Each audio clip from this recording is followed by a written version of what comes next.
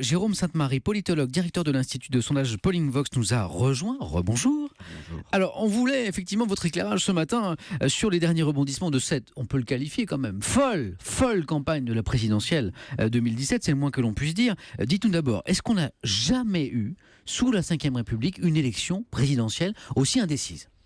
Absolument pas. Il y a plusieurs originalités. La première, c'est qu'on est en février et qu'en fait la campagne ne démarre toujours pas, puisque la campagne démarrera véritablement pour les Français quand on sera fixé sur l'offre politique. On pensait qu'on y était, après toutes les primaires assez interminables, et en fait cette affaire Fillon a laissé placer un doute qui, semble-t-il, a été levé hier. Bon, on va en reparler de Fillon dans un instant, mais d'abord je voulais vous demander, à l'heure où nous parlons, on a le sentiment que Fillon, Macron, Hamon, Marine Le Pen, pour ne citer que, ont tous une chance de l'emporter. Est-ce que c'est aussi votre avis au moment où on parle ? Parce que montrent les sondages aujourd'hui, avec toute leur fragilité, c'est cette chose extraordinaire que le principal candidat de la gauche et le principal candidat de la droite, pour l'instant, ne sont pas qualifiés pour le second tour. Ça se passe avec deux figures qui sont un peu hors gauche et hors droite, c'est-à-dire d'un côté Macron. De l'autre côté Marine Le Pen, qui aujourd'hui sont qualifiés pour le second tour virtuellement. On parlait de François Fillon, vous évoquiez François Fillon à l'instant et sa conférence de presse d'hier après-midi.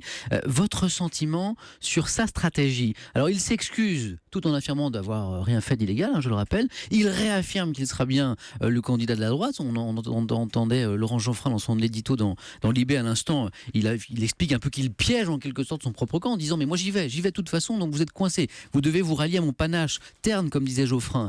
La stratégie de Fillon, selon vous, gagnante ou pas ? Depuis hier, sans doute. C'est-à-dire qu'enfin, François Fillon fait de la politique. Enfin, il parle aux dirigeants de son parti en disant « vous n'avez pas le choix ».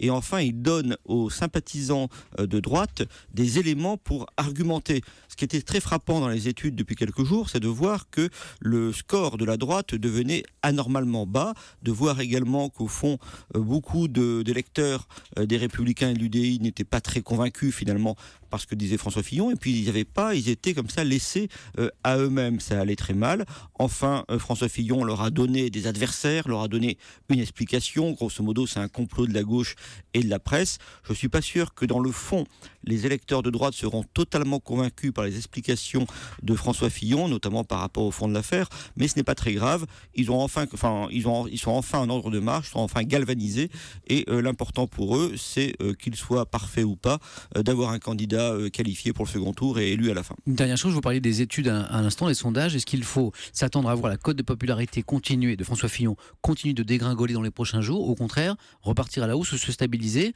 après notamment cette conférence de presse d'hier après-midi ? Je pense que dans les prochains jours, le juge de paix à droite, ce sera malgré tous les sondages, malgré toutes les critiques faites par le candidat Fillon, je pense qu'il devrait remonter. Il est tombé très bas, je le rappelle, 18,5 d'intention de vote, c'est anormal.